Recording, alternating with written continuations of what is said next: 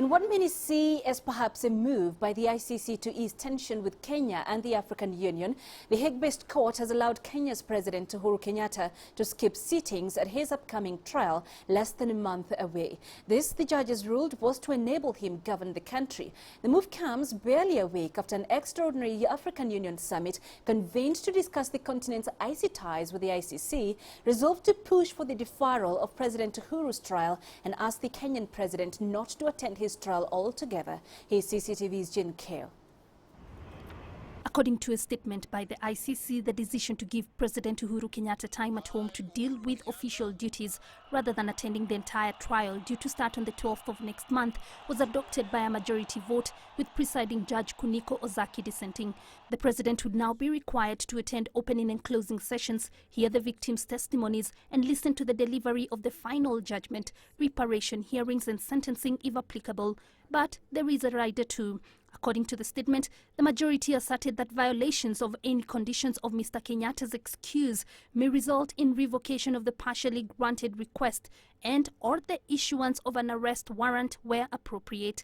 I will monitor myself. Kenyatta had made the request late last month.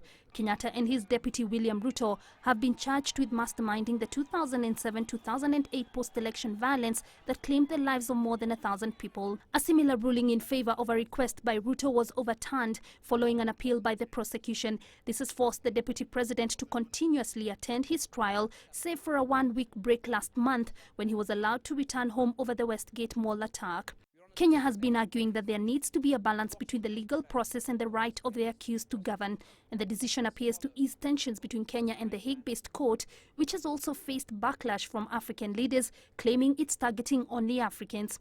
Why should we accept that there is a world that is like this, that it treats especially those of us, meaning Africans, like it does?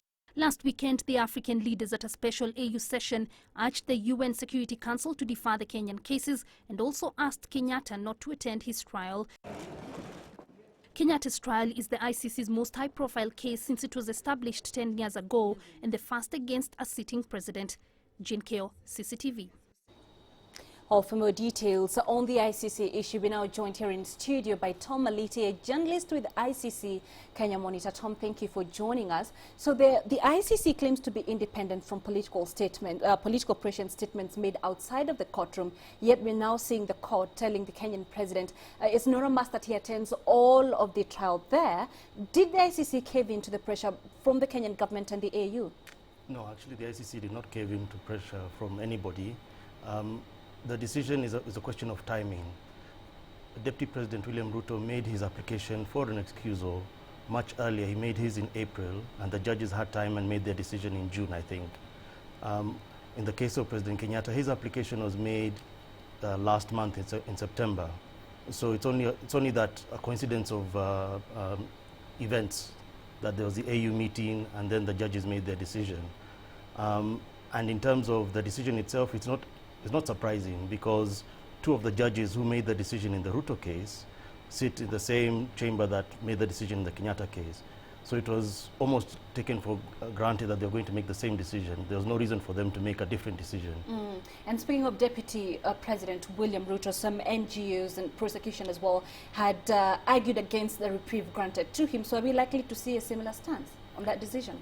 Indeed. The decision that was made in the Ruto case elicited quite a lot of debate within legal circles, especially in academia and other places that study the ICC much more closely. And therefore, it is likely that the same path will be followed, that the prosecution in the coming weeks is going to file an application to ask the court whether they can appeal. The court maybe is going to grant that, and if the court grants that, the prosecution is going to make an appeal.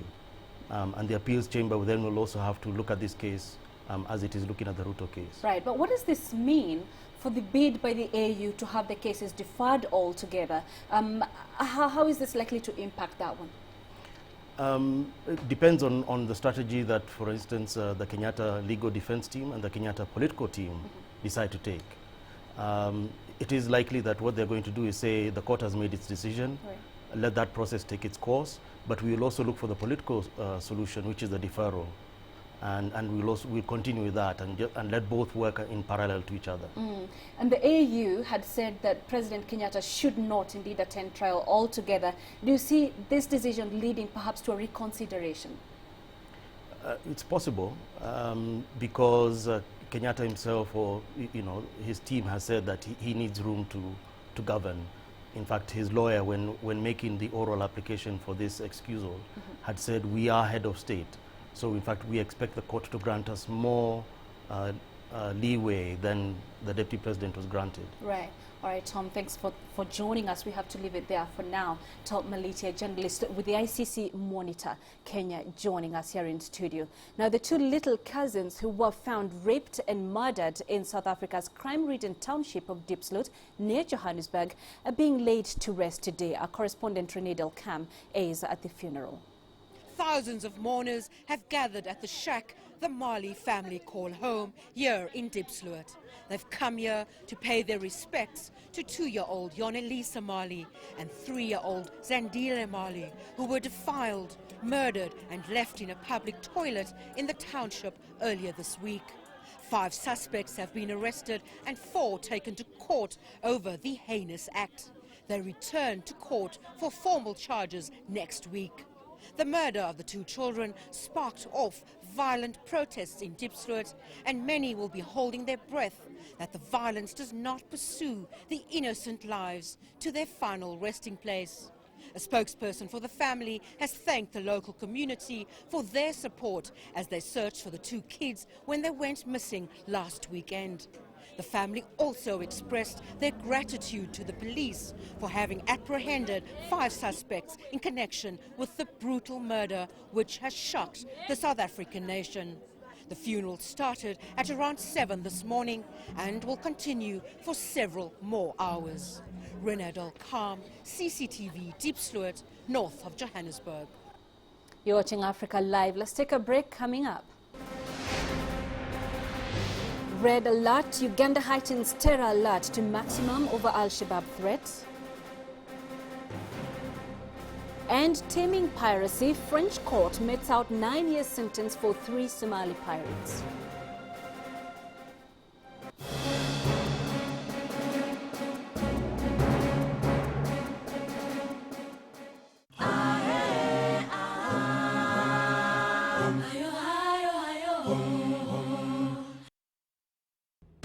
This week, Talk Africa is in Addis Ababa, Ethiopia, following the developments of Africa's relationship with the International Criminal Court. This is a billion-euro industry. What is at stake for Africa? Sitting heads of state have immunity. We need a defer. What is at stake for the ICC? The ICC itself is actually unaccountable. Why is it that ICC is only focused on certain countries in Africa? So what exactly is that relationship between Africa and the ICC?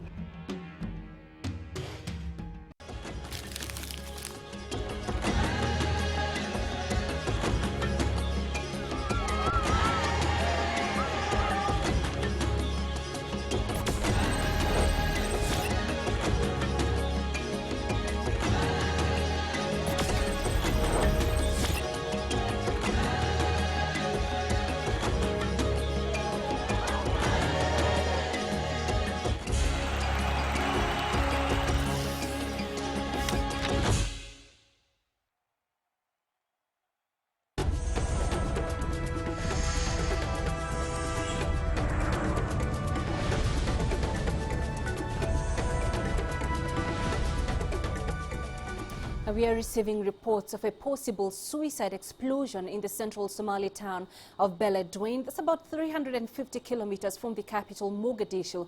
Now, initial reports indicate that up to 11 civilians and 4 Ethiopian soldiers have been killed in that blast. The blast targeted a military base. We'll bring you more updates on that incident as and when we get them. Meanwhile, police heightened Uganda's terror alert level to maximum on Friday for the first time since the 2010 Kampala bombings, which killed 79 people. Police carried checks around the city as domestic and U.S. intelligence warned of an imminent attack by Islamist militants. CCTV's Maria Galang has more. Heightened security. Kampala on Friday, police carried out checks at all public areas and on Muslims going for midday prayers at Kampala's largest mosque. Uganda recalled security staff from leave and deployed thousands of extra police across the capital after hiking the alert level to red. So when they say it is like the Watergate scenario, and we get it on our table, then those are the areas we safeguard most. We don't stop at that. It can be diversionary. It can be diversionary. So when we know that it will be like the Westgate scenario, we even extend, say, to worship places, churches, even to some congested areas. Uganda had already raised security operations after at least 67 people were killed during last month's attack on the Westgate shopping mall in Nairobi, claimed by Somali militant group Al-Shabaab. The same group carried out the July 2010 twin bombings in Kampala when it targeted crowds watching the Soccer World Cup final. Kampala residents voiced differing opinions about the threats. I think Kampala is secure for now. However, I think we still have to stay on our toes and make sure that the events of Nairobi are not replicated in Kampala. Others feel this is a sensible step by police. As a Ugandan, I feel this is the best way to go, because I'm sure when I declare myself and I'm properly checked, then others will also see, so they can also be checked, so that there is order. And if in case somebody is to harm us, then I think has no way out. Al-Shabaab has issued several threats to strike Uganda unless it withdraws from Somalia, where its troops are fighting against Islamists as part of a 17,000-strong African Union peacekeeping force. For now, Uganda's priority is to prevent another Westgate-style attack on its soil. Maria Galang, CCTV. A French court has sentenced 3 Somali pirates to 9 years in prison each for the 2009 hijacking of a French yacht that led to the death of its skipper. The 3, who have been on trial since Monday, had asked for leniency, saying they were forced into piracy by lives of abject poverty. The prosecutor rejected the pirates' claim and said they had rather been motivated by easy money. French troops stormed the hijacked yacht in April 2009 and captured the trio during a bid to free Florent Lamacon, his wife, their 3-year-old son and 2 crew members. They killed 2 pirates but also accidentally shot dead Lamacon during the operation. Both sides in the case have expressed satisfaction with the verdict. I said this morning that we hoped the verdict would reflect the decency of the family, and that's what happened today. So yes, we are satisfied. My client is very determined to accept the sentence handed down by the French people, so he's simply accepted it. The death toll from one of the worst ever river boat tragedies in Mali has just jumped to 32, including many young children. Rescuers were still searching along the Niger River for the missing after the tragedy struck overnight Friday in central Mali, while survivors hailed local villagers for preventing an even heavier death toll. The dugout boat carrying scores of people and a large amount of merchandise broke up on the Niger near Kubi, which lies around 70 kilometers north of the central city of Mopti. Local officials had said on Saturday that 20 people had perished, including 15 children, while 23 were missing and 210 survived. While accidents involving the rudimentary canoes are frequent, Mopti Governor Ibrahim Ahmad Traore said the human loss this time was exceptional. The Niger is more than 4,100 kilometers long and connects landlocked Mali's arid north to the more fertile south. Back to South Africa now, where President Jacob Zuma has paid tribute to Chinese people in South Africa for their role in the country's diverse population and their contribution to its economy. He was speaking at the opening of a Chinese Community Act east of Johannesburg. CCTV's Renee Delcam tells us more.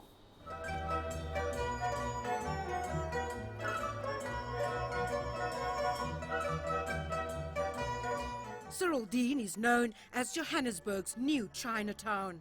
It's grown rapidly since 1995 and is home to around 35,000 members of the Chinese community. A spokesperson says this arch is the start of a new era in its community development, as well as its commitment to South Africa. The 17-meter-high arch took over a year to erect and cost around $300,000. We are showing our willingness to become a part of South Africa's diversified community. we are also looking into building a sustainable and a positive community with great efforts. President Zuma thanked the people of China for their many years of support during the liberation struggle of his party, the African National Congress. He says South African-Chinese relations have grown since the countries established diplomatic ties 15 years ago. Chinese population of South Africa has also increased dramatically, and so has your contribution to South African economy. It is against this background that we meet here with great joy to open this hub, which is a symbol of the presence, diligence, and importance of our Chinese community to the building of this country.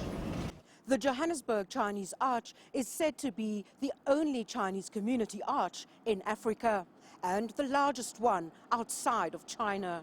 When I see that, it reminds me of Chinese movies like what I've seen in the past. It looks so beautiful. To me, I can see China in South Africa. It's like I'm in China. When I'm in this place, I feel like I'm in China already. Renette Alcam, CCTV, Johannesburg. The coastal nation of Mozambique celebrated 38 years of independence last June. Cooperation between China and the former Portuguese colony has been strong ever since independence, particularly in the medical field. CCTV's Julie Shire met with one of the Chinese medical teams at a hospital in Maputo. Chinese medical teams have come and gone to Maputo Central Hospital and throughout the years have delivered indispensable services to the Mozambican population. The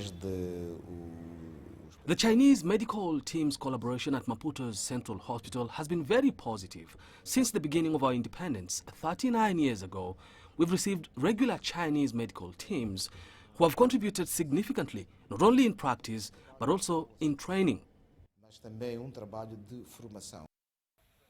I met up with the team's leader surgeon, Dr. Liu Shengwei, who told me about his experience at the Maputo Central Hospital.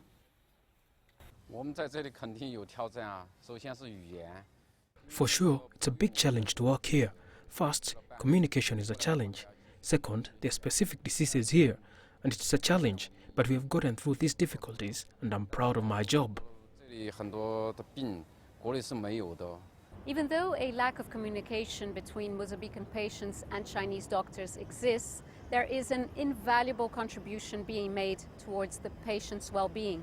But there are also significant challenges that this medical team faces here at the Maputo Central Hospital. The problem is the communication with the population. When he works in the consultations, it's very difficult to speak. But for the surgeons, this is not a big problem, because when we have a diagnosis, the operation is the same, and they make the operations very good. There are currently 15 Chinese doctors working at Maputo Central Hospital, and they appear to be popular among Mozambicans. Their work has improved local health services and strengthened the China-Africa friendship. Julie Shire, CCTV, Maputo, Mozambique. Let's take another break here on Africa Live. Coming up,